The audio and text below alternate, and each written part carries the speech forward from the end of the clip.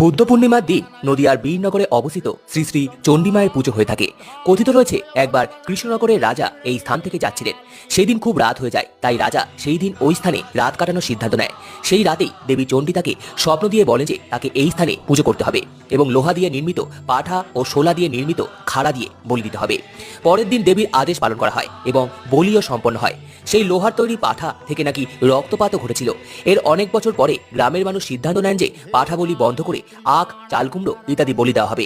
যে বছর এটি হয় সেই বছরই গ্রামে মড়ক লাগে এবং অনেক মানুষ মারা যান। তারপর থেকে যতবারই বলি বন্ধ করার চেষ্টা করা হয়েছে ততবারই গ্রামে মড়ক লেগেছে। তারপর থেকে কোনোদিনও পাঠা বলি বন্ধ করা হয়নি। এই অঞ্চলে তথাকথিত বৈষ্ণবরাও দেবীর পুজো দেন পাঠা বলি সহ। আর যাদের পাঠা বলি দেওয়ার সামর্থ্য নেই তারা পায়রা উড়িয়ে দেন।